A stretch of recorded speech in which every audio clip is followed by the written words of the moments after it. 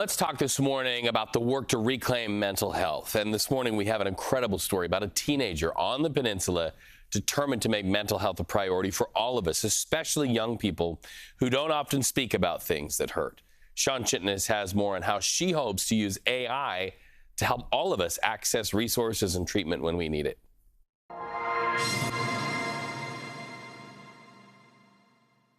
Spend a day with Charlotte Rosario and you'll be amazed at all she can do at just the age of 17.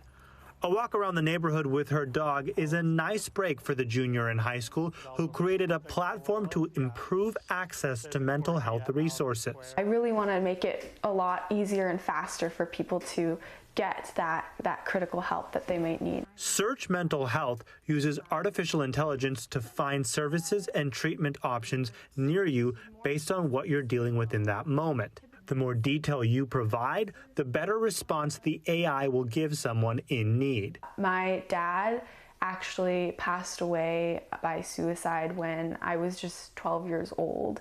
And through that experience, I really had to learn how to heal and move forward by actually leaning into mental health advocacy. Charlotte was in 7th grade. The pandemic had just started, and middle school was a dark place for this young girl trying to process such a devastating loss. I remember seeing a girl in the mirror who was scared, ashamed, confused, and lost. She would quickly realize how many barriers there are to mental health support.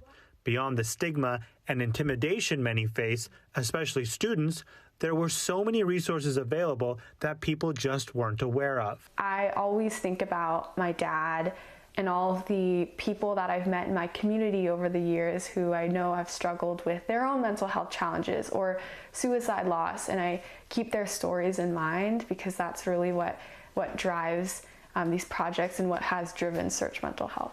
Even a talented teen who came up with an impressive platform and does the coding to keep the site running has to find ways to step aside from all that she's taking on, choosing to draw with whatever free time she may find, reminding herself about the important ways we can all process loss and deal with our own grief. Always, try to be open with each other and actively support one another. And it all starts with talking more about it. So Charlotte plans to keep spreading the word about Search Mental Health while also finding time to enjoy her summer break. Love Charlotte. She's one of my favorite people in the Bay. She hopes people all across California can use the platform very soon. It's actually calibrated to help you at home find resources based right on the county where you live.